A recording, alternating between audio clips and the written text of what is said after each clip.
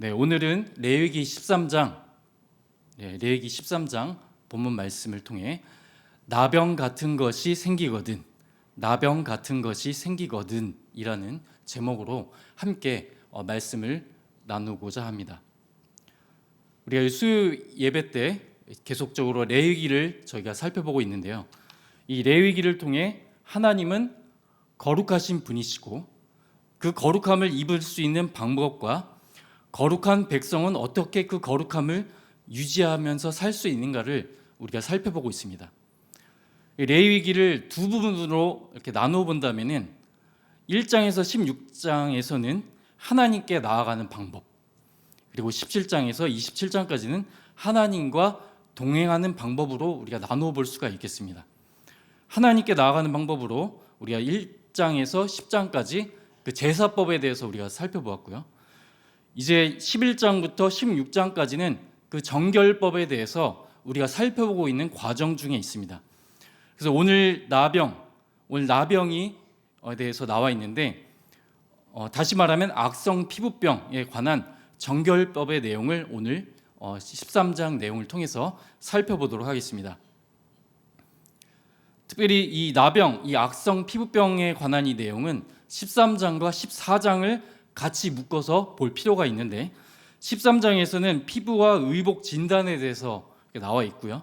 14장 1절에서 32절까지는 피부와 의복 정결 의식에 대해서 다루고 있습니다. 그래서 오늘 함께 나눌 말씀은 바로 이 피부와 의복에 대한 진단에 대한 부분입니다. 진단에 대한 부분입니다. 다행히도 오늘 그 부분은 이 실생활에 연관된 이 피부에 관한 내용이기 때문에 다른 좀 다소 내용이 어려운 제사법과는 달리 어렵지 않은 내용이시기 때문에 쉽게 이해하실 수 있을 것이라 생각이 듭니다. 그래서 오늘 주어진 시간 안에 레위기 13장 내용을 우리가 살펴보겠습니다. 레위기 13장 내용에서 가장 핵심적인 단어가 있는데요. 그건 바로 23회 정도 반복되어 있는 이 나병이라는 단어입니다. 이 전체 성경에서는 약 한 70회 정도가 기록되어 있는데, 이 레위기서에 특별히 13장, 14장 정도의 성경 전체에서 이 나병이라는 단어가 절반 정도가 집중되어서 나와 있습니다. 그러니까 굉장히 이 나병이 중요한 이 13장의 내용이라고 볼 수가 있겠죠. 현대 의학적으로 이 나병이라는 것이 한센병만을 가리키는 것이 아니라 여러 가지 다양한 종류의 피부 질환을 포괄하는 단어로 좀 볼 수가 있습니다. 그래서 개역개정판에서는 나병이라고 표현하고 있지만 표준 세번역에서는 악성 피부병이라고 표현하고 있습니다. 45주년 기념 성경에 이렇게 보시면은, 저희 교회 그 성경에 보시면은 성경이 심각하게 다룬 이유는 죄의 무서운 속성을 이 상징적으로 보여주기 때문에 이 나병에 대해서 이렇게 기록을 하고 있습니다. 레위기 13장을 세 부분으로 우리가 나누어 정리해 본다면은 크게 사람의 피부병 진단, 그리고 피부병의 다양한 사례들, 그리고 부정 판정을 받은 사람들의 처신과 의복의 부정함에 대해서 나누어 볼 수가 있습니다. 간단히 설명해 드리면 1절에서 44절까지는 제사장이 피부병을 살펴서 판정한다라는 부분, 즉 쉽게 말씀드리면 몸에 이상한 것이 생기면 제사장에 가서 검사를 받아야 된다라는 내용이라고 볼 수가 있고요. 또 45절, 46절에 보면 두 번째로 부정 판정을 받은 사람은 이렇게 살아야 된다라고 하면서 공동체 밖에서 살아야 된다고 합니다. 그래서 옷을 찢고, 오늘 봉독했던 부분 중에 옷을 찢고 머리를 풀고 윗 입술을 가리고 부정하다 외치면서 다녀야 했습니다. 그리고 진영 밖, 마을 바깥에서 혼자 살아야 했습니다. 세 번째로는 47절에서 59절까지 옷에도 부정함이 생길 수 있다라는 부분에 대해서 사람 몸에만 생기는 것이 아니라 이러한 옷감이나 가죽에도 생길 수 있다라는 부분에 대해서 기록하고 있습니다. 레위기 13장 본문을 이해하기 위해서는 좀 기억해야 될 점이 있는데요. 첫 번째는 오늘 본문은 의학적인 관점이 아니라 제의적인 관점에서 우리가 이해를 해야 된다고 하는 것입니다. 그러니까 제의라는 말은 제사와 의식의 합성어인데 하나님께 드리는 예배, 또 제사, 의식에 연관된 것이라는 말인데, 즉 하나님의 거룩한 임재가 있는 그 진영에서의 정결을 보존하는 것이 이 핵심적인 목적이었습니다. 그 제사장은 병을 치료하는 의사가 아니라 이 하나님 앞에서 정결과 부정을 선언하는 역할을 했습니다. 왜냐하면 제사장은 선언할 수 있었지만 치유는 할 수 없었기 때문입니다. 바로 이러한 한계가 있다는 것을 우리가 볼 수 있고, 오직 예수님만이 치유를 하실 수 있다는 점이 우리가 살펴볼 수가 있고요. 두 번째 알아야 될 점은 뭐냐면은 이 나병인 것이 나병이 레위기에서 개인의 죄에 대한 하나님의 징계로 명시가 되지 않고 있습니다. 그래서 악성 피부병으로 이 징벌을 받은 구약의 인물들이 있습니다. 미리암이라든지 또 엘리사 사환의 게하시, 그리고 유다 왕의 우시야, 이렇게 기록되어 있는데요. 예외가 있습니다. 바로 욥입니다. 자, 욥은 까닭이 없었습니다. 그러니까 그 레위기 본문 자체에는 피부병과 개인의 죄를 연결하는 언급이 없습니다. 그러니까 욥의 경우처럼 우리가 이 사실을 통해 모든 질병이 개인의 죄와 죄의 결과로 나왔다는 것이 아닌 것을 우리가 알 수 있습니다. 그래서 예수님께서도 날 때부터 맹인된 사람을 두고 이 사람이 죄를 지은 것이냐 그의 부모가 죄를 지은 것이냐라는 그 제자들의 질문에 그렇지 않다라고 요한복음 9장 3절에 말씀하셨습니다. 세 번째로는 이 나병은 현대의 우리가 일상적으로 알고 있는 한센병과 동일하지 않는다는 것입니다. 여기에 증상들을 의학적인 소견으로 본다면은 뭐 건선이라든지 습진 여러 가지 포함하는 그 광범위한 범주로 나와 있는데요. 이를 통해 한센병보다 더 넓은 범주의 질병이라는 점을 우리가 알 수 있고요. 그렇기 때문에 이 다양한 범주에 예수님께서 회복해 주신다는 점을 우리가 또한 생각해 볼 수 있을 것 같습니다. 그렇다면 오늘 첫 번째로 함께 우리가 나눠볼 것은 복음의 대제사장인 예수 그리스도만이 우리를 회복하실 수 있다는 점입니다. 복음의 대제사장인 예수 그리스도만이 우리를 회복하실 수 있다는 점입니다. 여러분이 만약에 피부에 이렇게 이상한 반점이 생겼다면 어디로 가시겠습니까? 당연히 피부과로 가시겠죠. 그러니까 의사는 진단하고 또한 처방하고 치료를 합니다. 근데 당시에는 달랐다는 것이에요. 피부에 이상이 생기면 제사장에게 가라고 이 본문에서 말씀하고 있는 것입니다. 그 제사장은 진단하고 선언을 합니다. 근데 다른 점은 치료가 없다는 점입니다. 그리고 처방도 없습니다. 오직 선언만 하는 것이죠. 그럼 우리가 여기서 질문을 해볼 수 있습니다. 그럼 왜 제사장에게 본문에서는 찾아가라고 이야기하고 있는 것인가? 1절에 보면은 여호와께서 모세와 아론에게 말씀하여 이르시되 라고 하시면서 하나님의 직접적인 권위에 비롯된 것임을 선언하고 있습니다. 그런데 왜 의사가 아닌 제사장인가?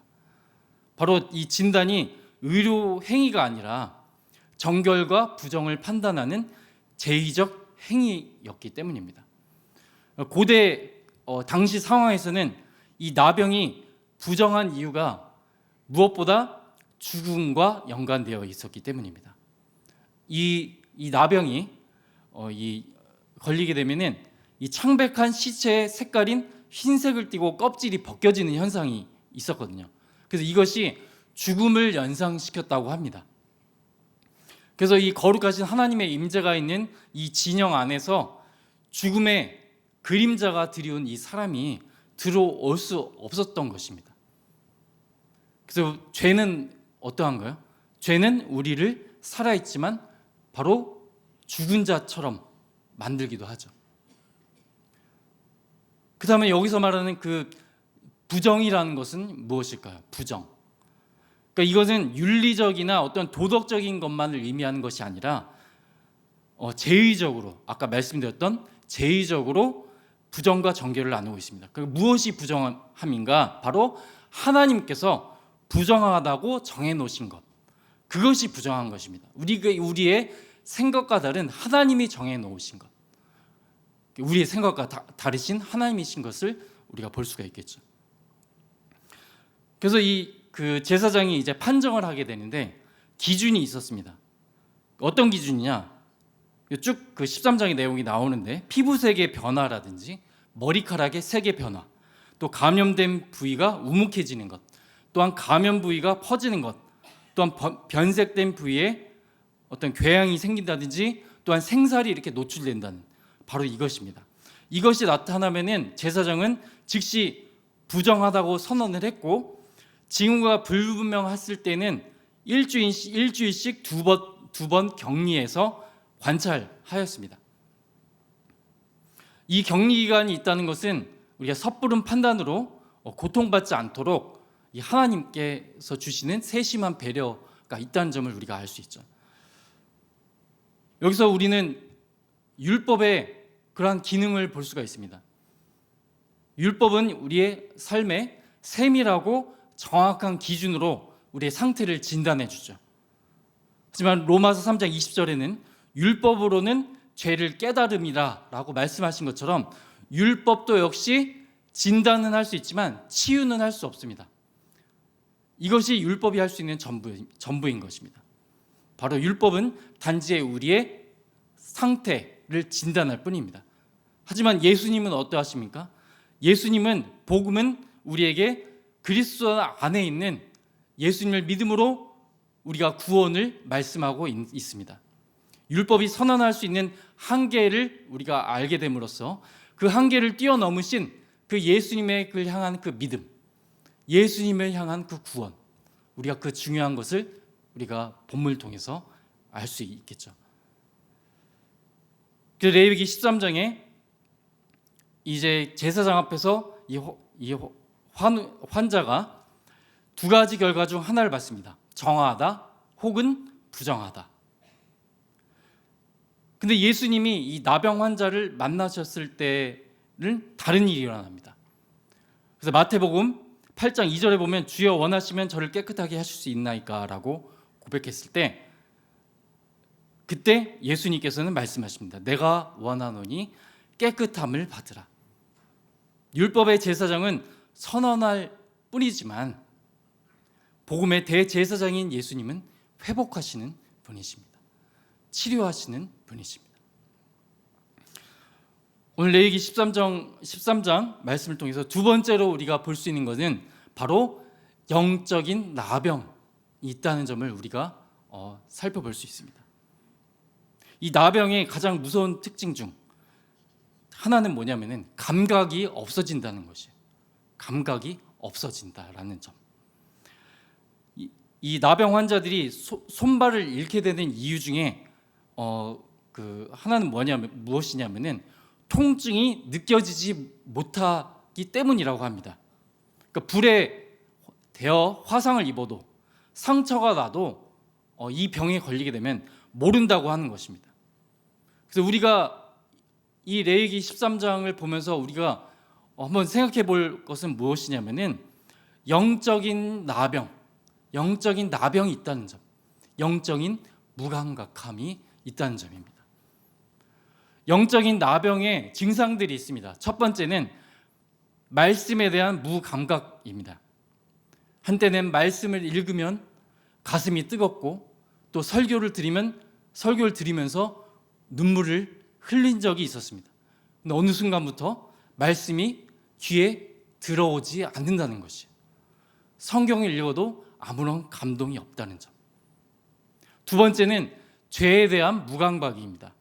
처음에 신앙생활을 시작했을 때는 작은 죄에도 마음이 찔리고 회개가 넘쳐 흘렀지만 시간이 지나면서 예전에 찔렸던 죄가 이제는 아무렇지도 않게 느껴지지 않는, 예배에 빠져도 누군가를 미워해도 마음이 무겁지가 않는다고 하는 것입니다. 그래서 에베소서 4장 19절에 이렇게 묘사하고 있습니다. 그들이 감각 없는 자가 되어 자신을 방탕에 방임하여. 여기서 감각 없는 자가 되어 방탕에 방임한다는 표현은 영적인 나병의 결과를 아주 정확하게 말씀으로 보여주고 있습니다. 세 번째 증상은 무엇이냐면 기도에 대한 무감각입니다. 기도가 의무가 되어버린 상태라고 하는 것입니다. 입술은 움직이지만 아무런 느낌이 없습니다. 기도 시간이 짧아지고 기도 시간이 얕아지고 결국에는 기도도 하지 않게 되는 이러한 상태, 하나님께 나아간다는 설렘이 없는 그러한 상태. 어쩌면은 우리가 이 나병 환자처럼 상처가 나는 것도 모르는 것처럼 우리가 하나님과 관계가 끊어져 가고 있음에도 불구하고 느끼지 못하는 상태라고 우린 볼 수가 있겠습니다. 마지막으로 다른 사람에 대한 아픔에 대한 무감각입니다. 레위기 13장에 보면은 그 나병 환자는 이제 진영 밖으로 격리가 됩니다. 내가 진영 안에 있으면서도 이러한 진영 밖에 있는 이 고통받고 있는 이런 사람들을 보지 못하게 한다는 것입니다. 교회 안에서 그런 도움이 필요한 지체들, 또한 도움이 필요한 이웃들, 또한 가족들, 복음이 필요한 사람들에 대해 마음이 움직이지 않는 그런 상황. 이건 역시 요한계시록에 나온 라오디아 교회처럼 이러한 무감각한 상황이 이러한 영적 나병의 증상이라고 하는 것입니다. 레위기 13장에서 보면은 우리가 오늘 말씀한 방금 읽었던 그 제사장의 하는 일에 가장 중요한 것은 바로 진단이었습니다. 바로 이 영적인 나병에서도 중요한 것은 바로 진단인 것입니다. 내가 지금 무감각하다는 것을 인정하는 것입니다. 그래서 레위기 13장에 보면 12절, 13절에 보면 전신에 나병이 퍼진 사람이 나와요. 근데 그 전신에 나병이 퍼진 사람이 오히려 정하다라는 선언이 되는 역설적인 장면이 나옵니다. 그러니까 이것은 뭐냐면은 숨길 곳 없이 완전히 하나님 앞에 드러난 자가 오히려 정하다라고 이 선언되는 걸 통해서 우리의 적용해 본다면 우리의 무감각함, 우리의 그 냉랭함, 우리의 영적인 나병이 완전하게 하나님 앞에 드러날 때 그때 하나님께서 은혜를 주기 시작하신다라고 하는 것입니다. 그래서 이 영적인 나병의 회복은 작은 순종에서부터 우리가 말씀 앞에 다시 앉기 시작하는 것이고 느껴지지 않아도 감동이 없어도 말씀 앞에 앉는 것, 예배의 자리에 나오는 것, 기도를 다시 시작하는 것, 유창한 기도가 아니더라도 하나님 앞에 기도를 진심으로 드리기 시작할 때 우리가 이러한 영적인 나병이 회복될 줄 믿습니다. 마지막으로 세 번째 적용으로 오늘 13장 말씀을 통해서 45절 46절에 나오는 내용을 통해서 예수님께서는 진영 밖으로 우리를 찾아오신다는 점을 우리는 살펴볼 수 있습니다. 레위기 13장 45절 46절에 보면은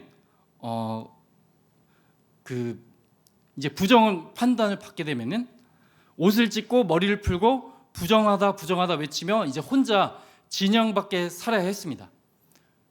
그 비극적인 상황이죠. 이 비극의 자리에서 우리는 다시 한번 기억해야 될 그 사실이 있습니다. 바로 무엇이냐면은 이 진영 밖에 병에 걸려서 진영 밖에 마을에 쫓겨날지 모르지만 예수님은 이 진영 밖으로 찾아오셨다라고 하는 것입니다. 예수님께서는 우리의 모든 아픔을 아시고 담당하셨습니다. 오늘 본문을 통해 특별히 자세하게 상세하게 나오잖아요. 그래서 하나님께서는 이 질병의 형태 상세하게 세밀하게 이 병을 알고 계신다는 것입니다. 자세하게 이 병을 알고 계시다는 점. 근데 히브리서 4장 15절에서 말씀하고 있습니다.